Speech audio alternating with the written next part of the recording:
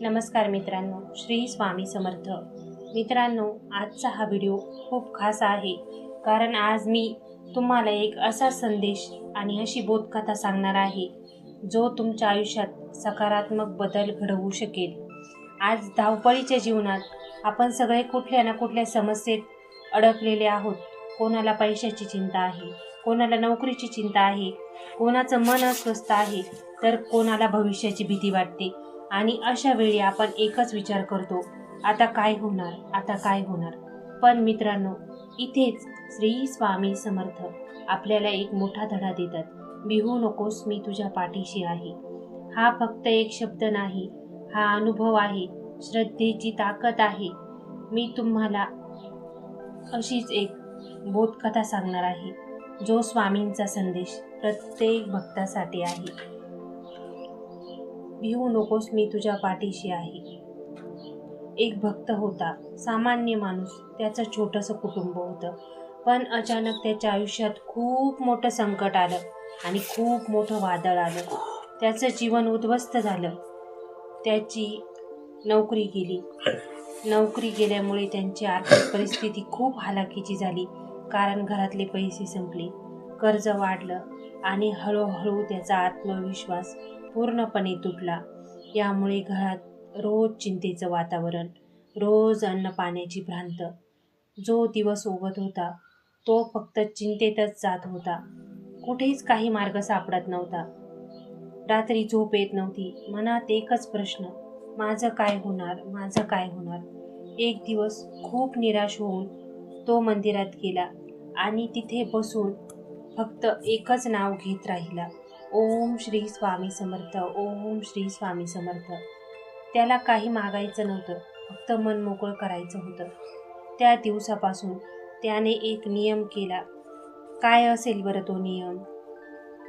तर त्या दिवसापासून त्याने रोज सकाळी आणि रात्री 108 वेळा स्वामींचा मंत्र जपायला सुरुवात केली.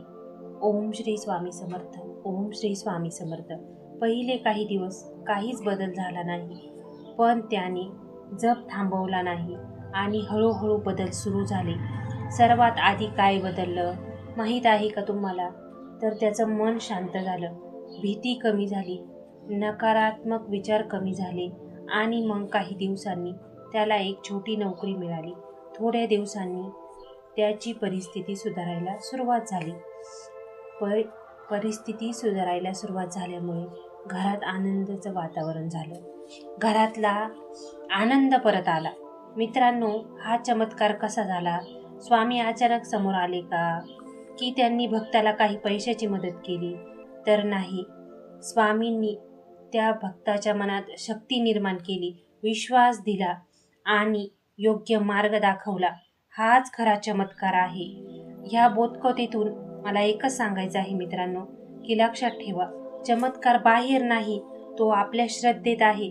जर तुम्ही मनापासून स्वामींवर विश्वास ठेवला तर कोणतीही अडचण मोठी वाटणार नाही. आजपासून तुम्ही एक छोटासा नियम करा. रोज सकाळ किंवा रात्री फक्त 11, 21 किंवा 108 वेळा ओम श्री स्वामी समर्थ, ओम श्री स्वामी समर्थ या मंत्राचा जप करा. जप करताना मन शांत ठेवा, स्वामींचा विचार करा आणि तुमची समस्या त्यांच्या चरणी अर्पण करा. आणि हळूहळू तुम्हाला स्वतःमध्ये बदल जाणवेल, आत्मविश्वास वाढेल, भीती कमी होईल आणि तुमच्या जीवनात सकारात्मक विचार वाढेल. ही बोधकथा प्रत्येक त्या व्यक्तीपर्यंत पोहोचवा ज्याला आज आत्मविश्वासाची गरज आहे, कारण आज प्रत्येक माणसाचा आत्मविश्वास कमी झालेला आहे. कोणत्याही गोष्टीत त्याला फक्त आज आत्मविश्वासाची गरज आहे. त्यामुळे ह्या बोधकथेतून एकच सांगते की स्वामी महाराज इथेच आहे. ते कुठेही शोधण्याची गरज नाही, ते तुमच्या अंतर्मनात आहेत. स्वामींना इतरत्र बाहेर कुठेही शोधू नका, मंदिरात शोधू नका किंवा कुठेही शोधू नका, कुठे जाऊ नका. बस 2 मिनटं मन शांत ठेवा, डोळे बंद मिटा आणि महाराजांना आठवा, त्यांचे विचार आठवा. कारण महाराजांनी शेवटी एकच सांगितलेलं आहे, भिवू नकोस, मी तुझ्या पाठीशी आहे. ज्याचं मन निर्मळ आणि अगदी शांत आहे, तिथे महाराज त्या प्रत्येक मनात वास करतात. त्यामुळे ह्या बोधकथेतून एकच घ्या की विश्वास ठेवा आणि स्वतःचं मन शांत ठेवा. बदल, चमत्कार नक्की घडतो. बोधकथा आवडल्यास चॅनलला सबस्क्राईब करा आणि कमेंटमध्ये श्री स्वामी समर्थ लिहायला विसरू नका. आजचा तुमचा दिवस स्वामीमय आणि अगदी आनंदात जाऊ हीच महाराजांचरणी प्रार्थना. श्री स्वामी समर्थ. जय जय रघुवीर समर्थ.